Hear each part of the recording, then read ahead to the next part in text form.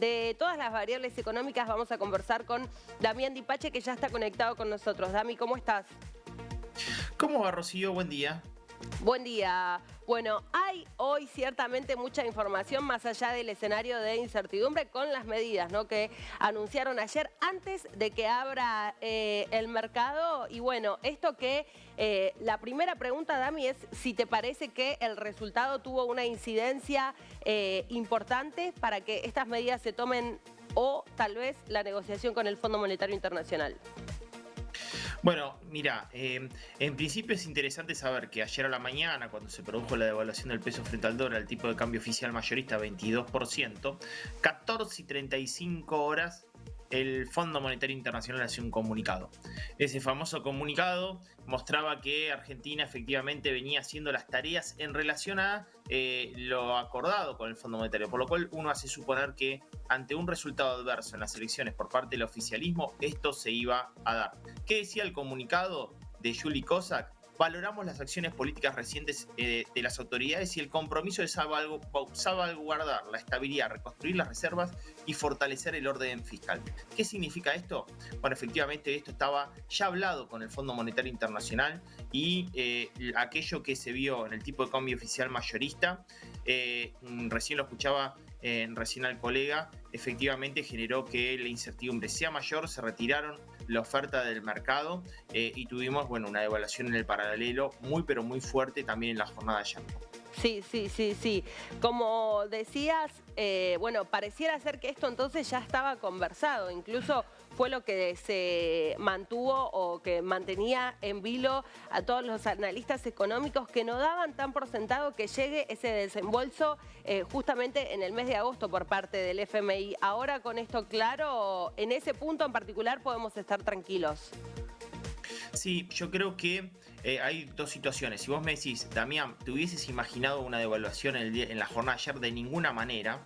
Y yo esperaba otra cosa. Esperaba que efectivamente se incremente el dólar fiscal. ¿Qué es el dólar fiscal, Rocío? ¿Qué es? Los impuestos que se le incorporan para el acceso al mercado cambiario a aquellos que se les aprueban las IRA, las importaciones. Vos sabés que para importar bienes tenés 7,5% adicional de impuestos sobre el tipo de cambio oficial mayorista y para importar servicios 20%. Imaginé algo de ese tipo. Bueno, ahora, Rocío, con la escasez de dólares hacia adelante, me parece que ese va a ser otro de los recursos que pueda llegar a utilizar el gobierno nacional. Es decir, Sí. en la medida en que escaseen los dólares, para reducir nuevamente la brecha, incorporar nuevamente impuestos. Los precios están girando al paralelo, no están girando al oficial, y eso es preocupante porque no hay dólares en el mercado, se otorgan a cuentagotas y ahí está la magna incertidumbre por parte de los diferentes operadores mayoristas y minoristas en el mercado, ¿no? Bueno, por otra parte, sobre esto que decías, ¿no?, del dólar mayorista, incluso lo que se dijo con la medida es que ese precio se va a congelar hasta el mes de octubre.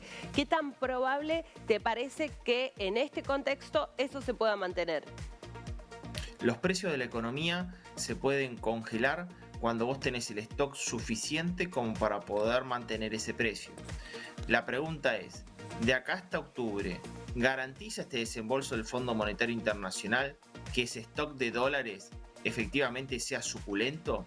Este dólar agro, lo que pasó ayer con el dólar agro, que venía bien, venía liquidándose, se vencía la posibilidad de liquidar la cosecha por parte de los productores al 31 de agosto. ¿Qué pasó en la jornada de ayer? El tipo de cambio oficial mayorista estaba en 3,65 y el dólar agro en 3,40, ¿me entendés? O sea, Claro. estaba por debajo del tipo. ¿Quién te va a liquidar? Entonces, acá se van a tener que ajustar los pantalones a nivel nuevas medidas, porque con el desembolso del Fondo Monetario Internacional no tenés la generación de dólares genuinos para sobrellevar la restricción externa por la cual atraviesa la economía. Entonces, vos me decís, ¿se puede garantizar a 365 dólares, 365 pesos por dólar mayorista hacia nivel de octubre? Depende del stock de dólares que tenga y el flujo que logres albergar desde ahora hasta ese momento en octubre, que son 2 meses por delante. Es una eternidad. Imagínate que en 15 días tuvimos incorporación de impuestos y devaluación del 22% del oficial. Sí, es un panorama totalmente distinto, ¿no? En el que incluso estamos próximos a conocer el índice de inflación del mes de julio.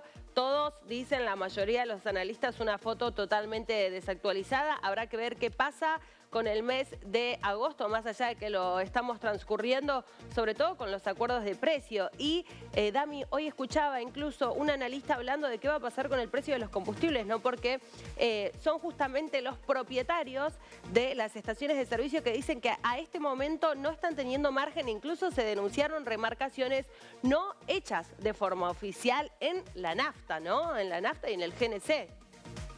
Bueno, situación recontra crítica. ¿Por qué? Porque lo que te termina pasando con esta situación es que la nafta también va al precio del gasoil. ¿Qué pasa cuando va el precio del gasoil? Bueno, de acuerdo a la primera Asociación de Transporte de Carga de la República Argentina, hoy tenés que el transporte de carga sin ese efecto tuvo un aumento interanual del 148%. ¿Qué implica eso? Cada vez que un mayorista, un fabricante, tiene que transportar su bien, paga ese 148% adicional interanual.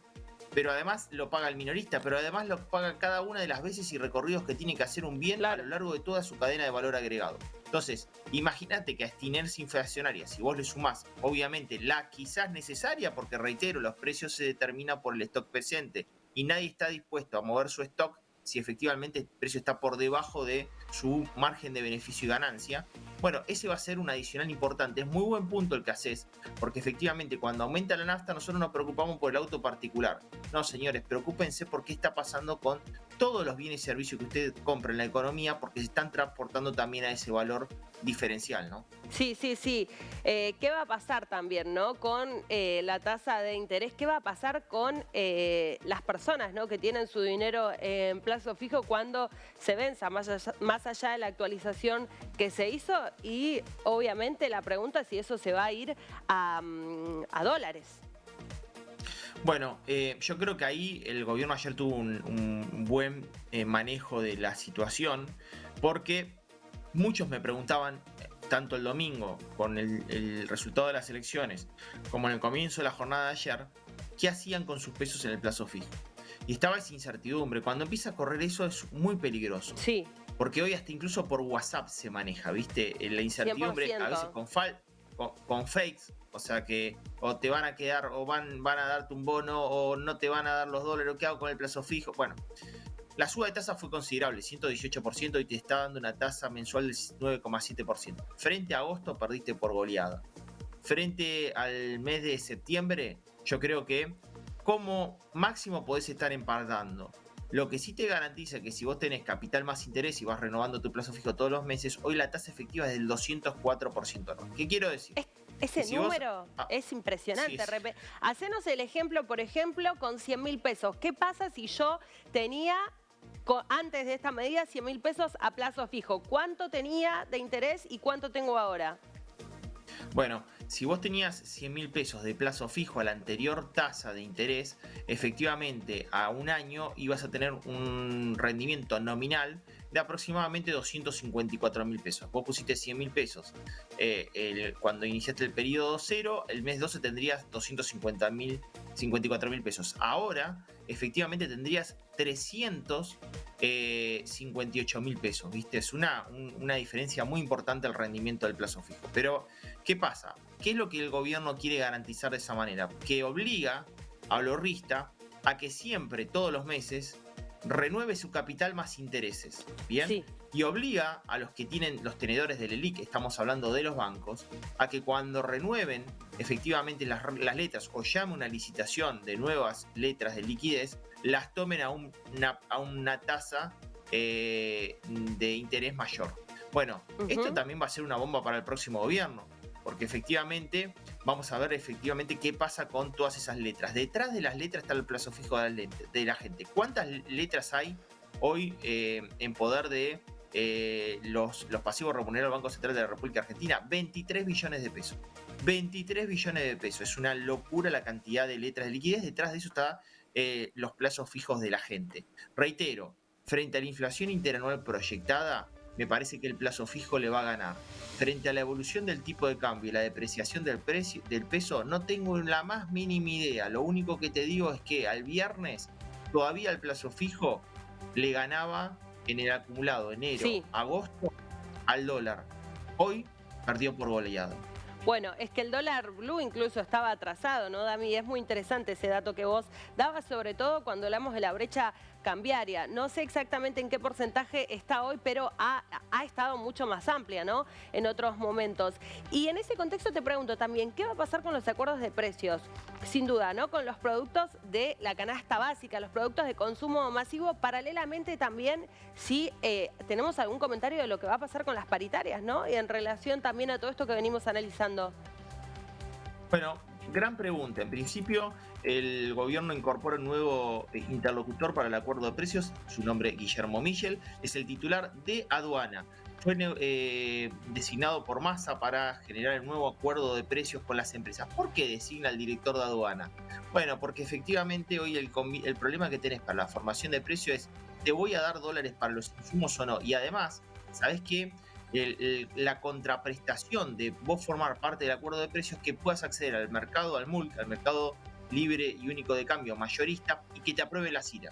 Es decir, ya no te juntás con Tombolini, ya te juntás con aduana. Mira, dame los precios para el acuerdo de precios, porque si no, no te voy a dar el acceso al MULC, ¿entendés? Entonces, este va a ser el nuevo interlocutor y la nueva metodología que selecciona el gobierno a través de la Secretaría de Comercio y ahora aduana.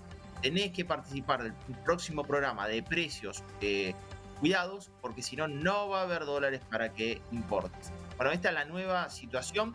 Veremos que se vencía en el día de ayer el acuerdo de precios cuidados. ¿Qué va a pasar? ¿Cuál va a ser el nivel de ajuste? Recordemos, Rocío, que venían a un 4,5% mensual recontra retrasados, pero de golpe tuviste una devaluación del 22% más 7,5% de impuestos para la importación de bienes. Sí. Se decía que para los bienes de consumo masivo no corría ese 7,5%. Yo siempre me hago la pregunta, ¿cómo haces? Y lo hemos hablado juntos. ¿Cómo haces para discriminar a aquel que importa cartón de plástico si va a consumo masivo o va al sector automotriz? Muy difícil discriminarlo cuando formas precio, ¿no? Sí, te quiero hacer una pregunta, Dami, sobre un análisis que ayer parecía bastante reiterativo, ¿no? Y en relación a lo que pasó también con el dólar blue y con el mercado en general. Algunos dicen que esto es también una forma por parte del gobierno nacional de decir: esta es la incertidumbre que siente la economía en general con el triunfo de Javier Milei. Y algunos otros dicen: no esperen, muchachos, esa mirada es un poco simplista, sino que más tiene que ver con el agotamiento, ¿no?, de este gobierno en particular e incluso las medidas económicas. ¿Vos de qué lado lo ves? Yo no lo veo de ninguno de esos lados, porque yo considero que los agentes económicos tienen cada uno su mirada y cada uno tiene riesgo, incertidumbre y pánico en relación a la visión subjetiva que tenga. Entonces, si yo voté a Sergio Massa, el riesgo es Milei, ¿entendés? Y efectivamente tengo miedo por lo que Milei pueda llegar a hacer. Ahora, si yo voté a Juntos por el Cambio o voté a Milei, el riesgo es Massa, que tiene que conducir la economía. La economía está formada por una parte que es absolutamente psicológica y de comportamiento social. A pesar de que está cargada de matemática y estadística, los únicos que manejan los factores de producción de la economía sigue siendo gente de carne y hueso, que tiene a su vez pensamientos, emociones y sentimientos frente a lo que le sucede a su alrededor. Y su pensamiento es subjetivo. Entonces, ninguna de esas cuestiones son determinantes. El que le votó a Massa, su riesgo es Milei. El que votó a Milei, su riesgo es Massa. El que votó a Juntos por el Cambio, su riesgo es Milei o Massa. Y acá hay una situación. Sí. El que maneja la cartera de economía en los próximos 6 meses en nuestro país, al menos hasta ahora, es Sergio Massa, y la sociedad efectivamente le dio de la espalda con 21% de los votos. Entonces también eso genera mucha incertidumbre de acá en más hacia la conducción de la propia economía, con un desequilibrio ya macroeconómico heredado muy fuerte, ¿no?